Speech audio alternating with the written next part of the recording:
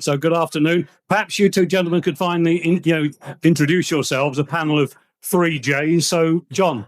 Yeah, my name's John Holme. I'm a 30-year veteran of Thailand and Asia. I work in the executive search for Boyden, which is number 6 in the world. So we cover all industries, all functions, including data centers in Thailand and Southeast Asia. Excellent. Thank you. James. My name is James. So I used to work in Thailand in STT GDC, Thailand. And I was here in charge of build of BKK1 facility, a 40 megawatt data center here. And actually, James, being very modest, he is also an author of a new book that's just been released this week.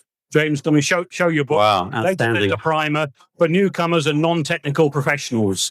So what we need to do is we need to talk about how we get talent into the industry. And that's really important.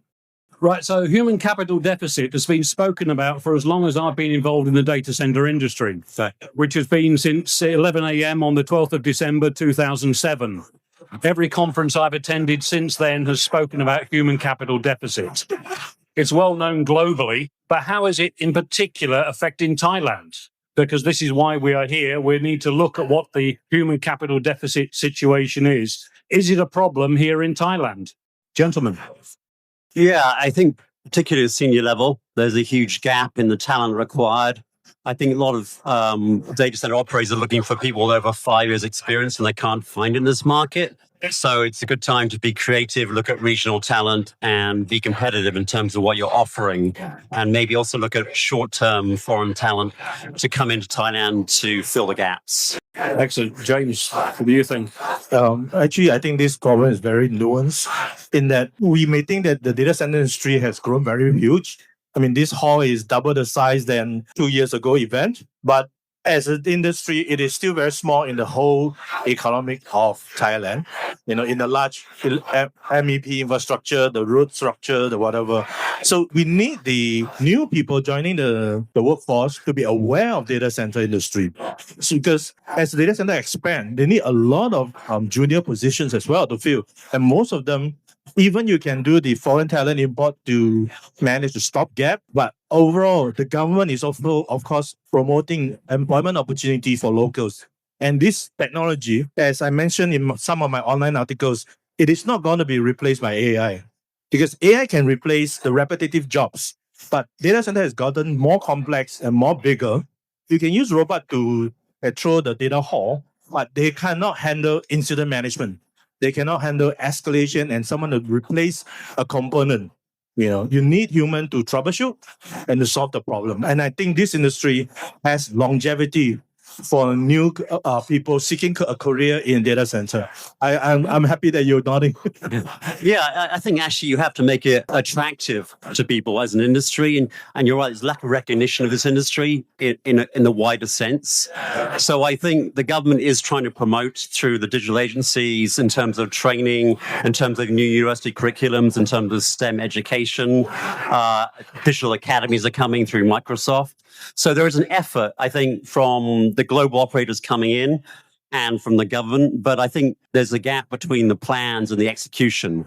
So in the short term, I think there is a severe shortage gap. I think as well, are we not our own worst enemy? Non-disclosure agreements. Does that mean that we cannot talk about data centers because we've got a non-disclosure agreement? Well, a non-disclosure agreement actually protects the secret source of that organization. You know, as Mr. said in Star Trek, you cannot change the law of physics because data centers operate by the laws of physics. The way the chiller operates, the powertrain operates according to the laws of physics. They are not non-disclosure agreement items. We can talk about the digital infrastructure industry, and if you are not talking about the digital infrastructure industry to younger people, how are we going to replace the silver tsunami that is about to happen? So if you look around the audience today, how many people here are under the age of 25?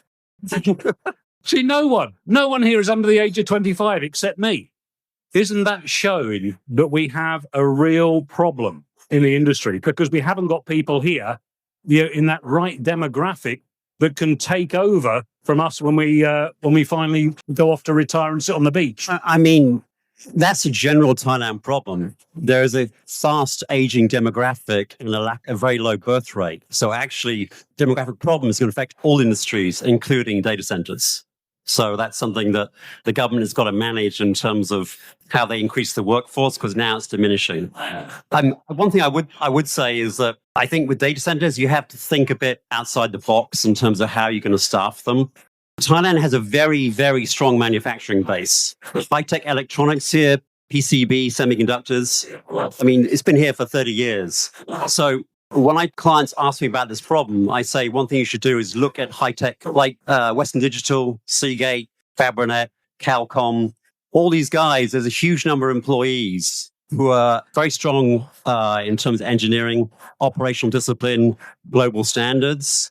Work with them and train them up to work in data centers. It's a new industry. Maybe it's attractive for the people already in high-tech electronics.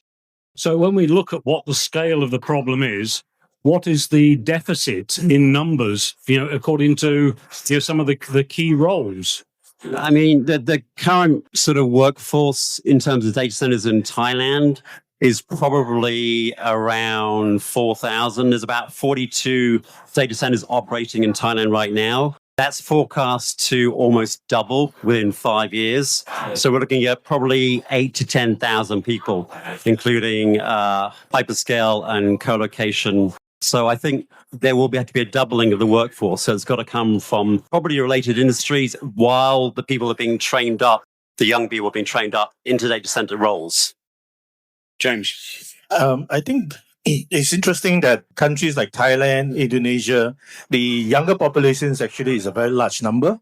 And there are a lot more young graduates or going to graduate people.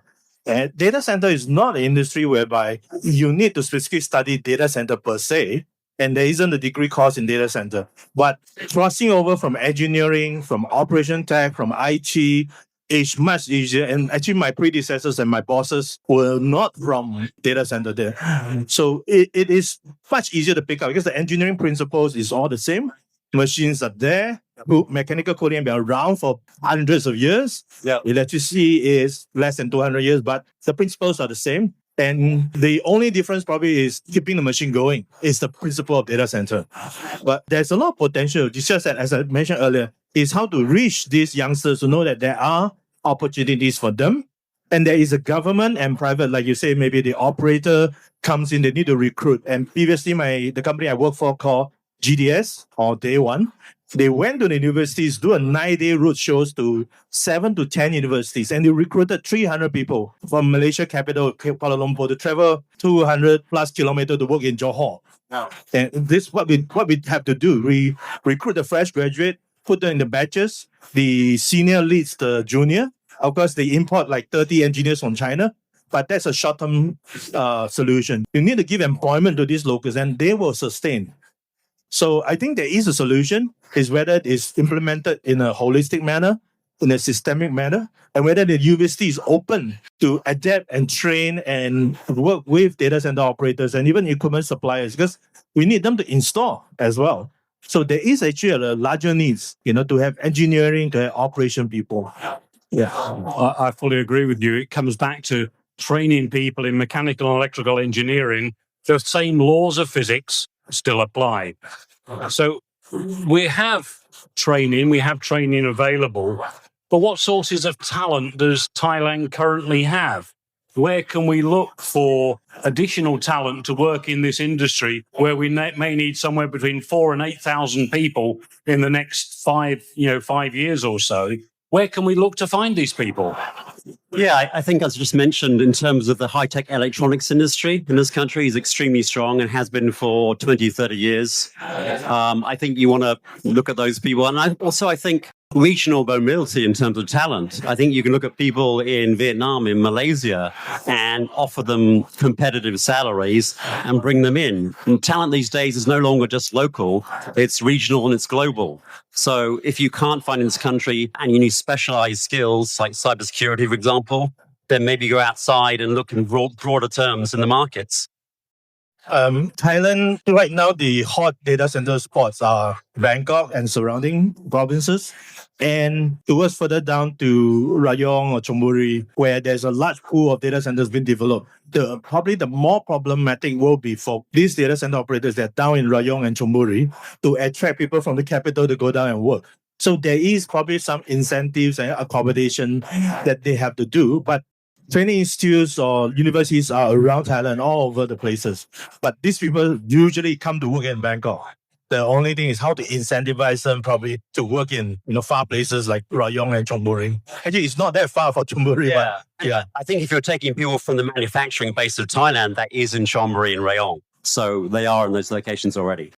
That's good to know, because data centers require technicians to keep them running and operating, not just the construction of them, but it is also the running of those facilities. We've really talked a little bit about, can we train our way out of the situation? But do you think the current economy and the current thoughts around the gig economy, where people will, drive motorbike, for Gojek or Grab or, food delivery, work when we want, earn what we want when we need to, is that hampering people actually working full-time in data centers? For me, there is actually two facets of these things. Firstly, I'm working on gig economy. I do part-time consultancy in chunks.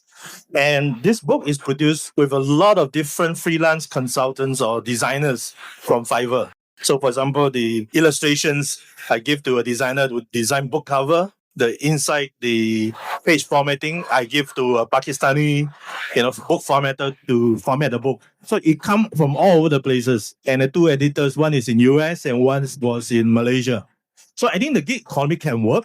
It's just that data center is not suitable for a gig economy because we need them 24/7. So it is probably that there are more avenues for Thai youngsters to work, because Thai is a very creative industry, whether food or design. But we also need the operational type to work full-time for data centers. I think gig probably is a manifestation of the customer, like the data center customer, like the AWS. They enable this gig economy. But these gigs need a data center, which therefore grow the data center. Yeah, the gig economy is kind of separate to this situation. I think, for example, AWS you're talking about, they're actually, I think, changing university curricula to include kind of AI, cybersecurity. They're actually updating the university's curricula, so making STEM more relevant to what data centers need. So there's actually some very good work going on behind the scenes. That's interesting to know. In Malaysia, for example, the data center task force intake form actually asks, I think it's in section G, what universities, the technical colleges, are you partnering with and to what aim? So even, the federal government is beginning to recognize there is a linkage between building all these facilities and training people to get them involved. Now, that's important that we do that, but training comes at what cost? Is it something that everybody here can go away and undertake a single training course to be able to understand data centers? How much is it going to cost them? I think just in terms of the major operators, it's on their responsibility to pay for people to get trained to work in the data centers. So they should be covering the training, not individuals. In Thailand, I understand, but I have colleagues or other consultants who used to teach or still teaching course in the university, but it's one module about data center or data center project. Kun Kasem from Acumen, he does that. And I also was engaged in Singapore to teach a course. So it's easier to integrate into the university or technical college course, just one module, because the engineering principles are taught by the lecturers and teachers, and they learn about electrical and mechanical cooling. We just have to add probably certain number of, for adult, we'll call it continual education units, to retrain them or re-equip, because AI is also displacing some jobs, from the rudimentary mundane job. But we should upskill and give them better opportunity jobs. So they could go back to, like we mentioned, training institute could have part-time course to reskill, we call it reskill or upgrade to handle data center. For example, building environment management, there are a lot of graduates and a lot of working professionals. They could convert into data centers. And so for existing students, they could add on a module. So we could work in universities, adapt a module or two to equip the graduate with these skills to join the industry. I think also career transitioners, people that are wanting to transition their career partway through, perhaps demobilizing from the armed forces where they're used to working in critical environments, working to service level agreements. What do you need people to do in data centers? You need them to work in a critical environment and according to service level agreements. That's really important. Also, to provide training, all of you here listening to this conversation this afternoon work for organizations that have internal training courses. Yes? How much of your internal training course is the result of your secret sauce of your organization? Very little. Why are you not making that training available to the communities in which you operate? You run some free courses for people to actually participate in.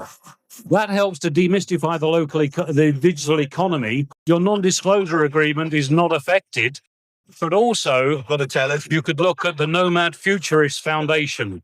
It's a 501c charity based out of the United States.